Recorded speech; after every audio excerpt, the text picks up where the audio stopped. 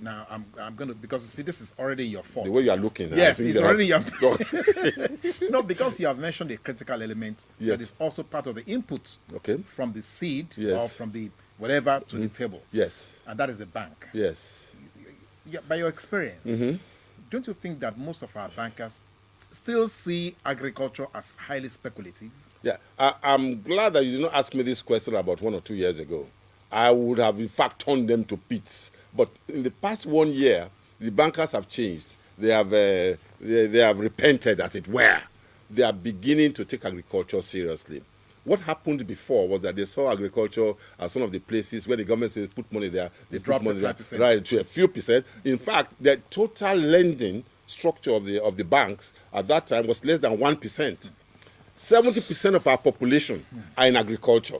And yet less than 1% of it, of their loan portfolio goes to, but that's beginning to change. The first thing they have done, and thank God that there is this good synergy between the current Minister of Agriculture and the Governor of the Central Bank, that synergy has created a situation where they've told the bankers, please, look at the realities. And one of the realities was created by one of the banks. The First Bank came up with a study and said that of all their loan portfolio, the best performing was the agri sector.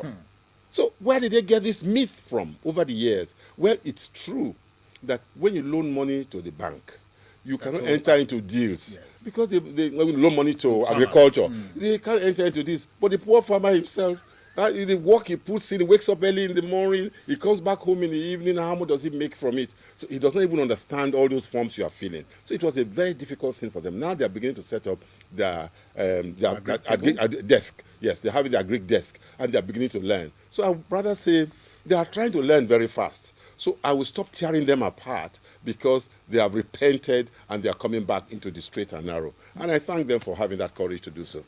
All right. Now, one issue that will dovetail into this with the question of, don't you think that if we apply the principle of derivative to the share of national income, the federal income, federal resources, that maybe that also will be a chance to encourage a return to agriculture? Well, you see, Nigeria has become so complex. There are a number of extreme positions. One extreme position is that break up Nigeria, let everybody go and answer his father's name. Which was what we had before. Absolutely. And then you will now, if that situation occurs, you will discover that I know there are 1 or 2 states in Nigeria, if they stand as a country, they are large enough in population, they alone will surpass South Africa in terms of economic development. Are you serious? Absolutely. But when you now put the whole country together, the statistics changes. I was telling you earlier on about a state. I mean, I know about some states in Nigeria whose literacy level is less than 30%. And there are some states in Nigeria whose literacy level are 94, 95%. But when you bring that together, simple arithmetic will bring it to the average. So now, one extreme case is break it up.